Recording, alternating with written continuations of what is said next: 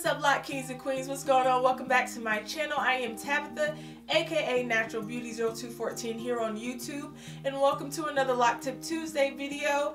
You guys have asked some awesome questions here on my YouTube, my emails, my DMs, my Instagram, and so I'm going to be answering these questions for you guys, but it's definitely going to have to be split up because I have so many questions to answer. But before I get started, if you have not already, don't forget to click on that subscribe button because I do post weekly videos, and also hit that bell that's right next to the subscribe button. That'll just let you know whenever I post a new video, okay?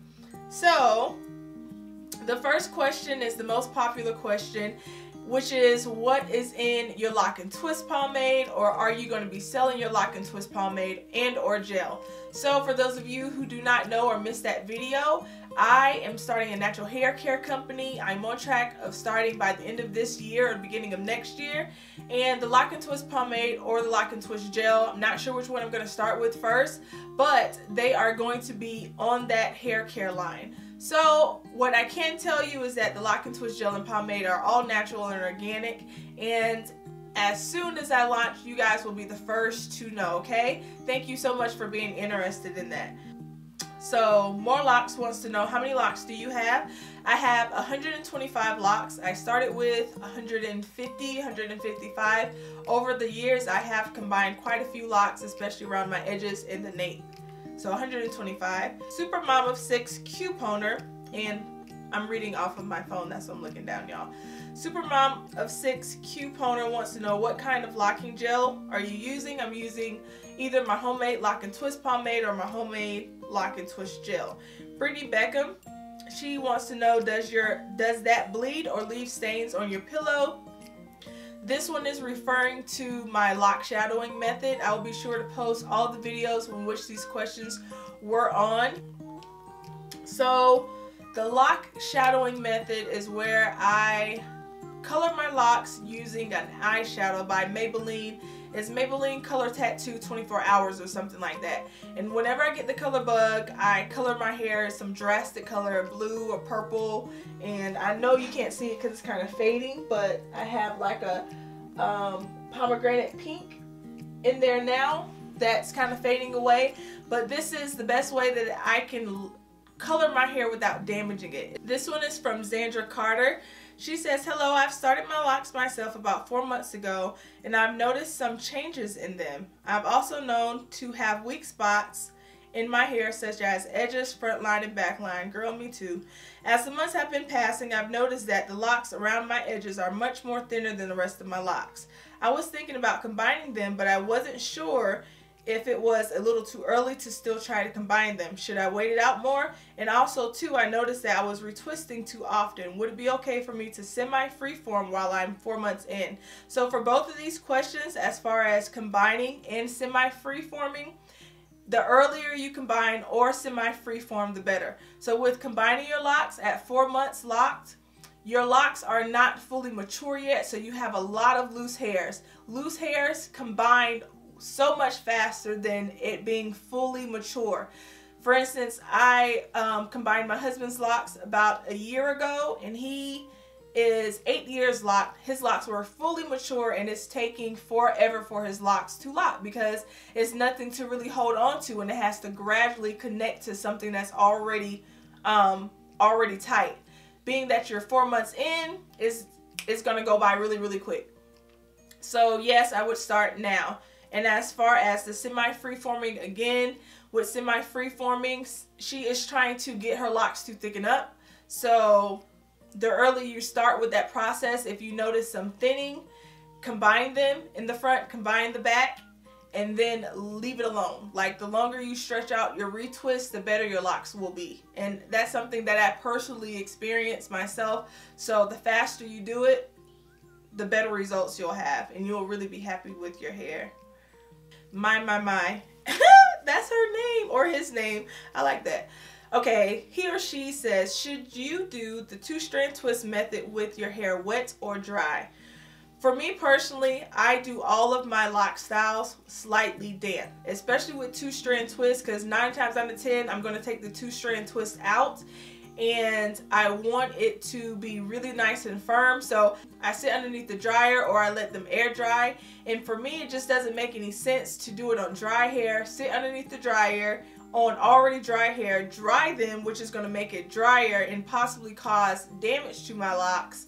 It's just so much better when you do it on wet hair, because the wet hair, along with the product that you're going to apply to the locks, plus slowly drying or drying them underneath the dryer, will actually help it hold that curl a lot more. So wet hair for sure.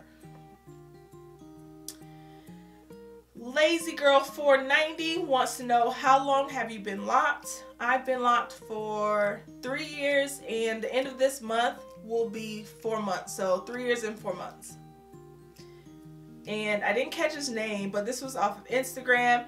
He says, hi, I'm starting my locks and I wanted to know if I wanted thick locks like this, and he sent me a picture of these super thick, nice locks. What method should I start with? This is my personal opinion. I would either go, without an explanation, I would have to say either comb coils or 2-strand twists. 2-strand twists definitely. As I was deciding to start my own locks, I noticed that the 2-strand twist, you actually get thicker locks, but it's also going to depend on the density of your hair and the boxes. If you start off with teeny boxes, the likelihood of you getting thick locks is very unlikely, just because you're starting out with very small boxes. Now, some people can actually achieve that because their hair density is really thick, but to avoid that, you want to start out with big boxes. And if I had to choose, I would say, I can't choose between comb coils or 2-strand twists because they're really good methods. Either one of those. Hey, it's Roxy.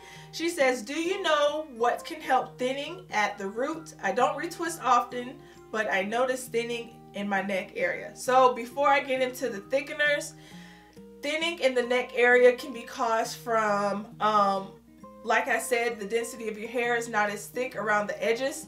And although your boxes may be the same size all over, just having thinner hair around the edges, you will have thinner locks, which is my problem. And so leaving your hair down, which is why I always leave my hair to the side, it will help your hair out a lot. Not putting your hair in tight ponytails or tight styles will help your hair. But as far as thickeners, you want to use natural products. Oils. Jamaican black castor oil is a great thickener. Emu oil is, if you're not allergic to it, is great for growing your hair. So those two in combination with other oils like jojoba and coconut will give your hair the nutrients that it needs to grow thicker. Jazz says, I am still in the beginning phase of locks, about 50% there. What advice do you have on how often I should wash and retwist? Currently, I'm washing and retwisting every 3 weeks. I just discovered using flaxseed, of course, from you. Thank you. And looking forward to trying ASAP. So you are early in your stages, and 3 weeks, you retwist every 3 weeks and wash every 3 weeks. That's a very good starting point. It is very trial and error when it comes to your locks. You have to really figure out what your locks like and what they don't like. I don't feel like it's too long or it's too short. So using myself as an example, I started out retwisting every 2 weeks and washing every month, and that was just too much for my hair. My hair density is thin and my locks are small, so retwisting every 2 weeks, it was just causing my hair to become thinner and thinner, and then the washing so often was causing my hair to become weak and brittle. So I stretched that out. Now I retwist every month to month and a half, and I wash every 3 weeks. I do have to wash every 3 weeks just because it's really dry here in Colorado. There is no humidity or nothing to help put moisture back into my hair on a day-to-day basis. So just trial and error, just figure out what your hair likes and adjust from there. But 3 weeks is a very good starting point. Molly Lock says, I love the growth. Can you please tell me how you got your locks to thicken? I got my locks to thicken from semi-free-forming, which is a method that you use that stretches out your retwist. I went through, I think maybe 6 to 8 months where I retwisted every 2 to 3 months. So I stretched out my retwist extremely far, and in order for my locks not to combine together from being so long in between retwists, I used the comb method, kind of kept my parts separated. I stretched out the retwist, kept washing like normal, and that's what helped thicken my locks, on top of using natural products and thickeners. This is going to be the last question because I don't want this video to be too long. This is by Obella East. She says, my locks feel so dry all the time. What can I do to keep my hair moisturized? I'm still in the baby stages, about 8 months in. So I advise everyone, whether your locks are dry or they're moisturized, to use the LOC method on your locks. That is a liquid, oil, and a cream. This is because there is no one product that will moisturize your locks. You can't just use, I don't know, shea butter on your locks and expect it to automatically be moisturized. It's a process. And using the LOC method, which is a liquid oil cream, would help saturate your locks. The oil will help lock in that moisture, and the cream will help seal it in. So for me, for instance, I use the rose water and glycerin for my liquid. For my oils, and I should have had this on hand, I use a combination of oils. And then for my cream, I use a very light based shea butter that is distilled and very, very light, so I don't have any buildup. And that's what I use as the LOC method to help moisturize my locks. So that is what I have for this Loc Tip Tuesday Q&A. Stay tuned for next week, Loc Tip Tuesday. I do have more questions.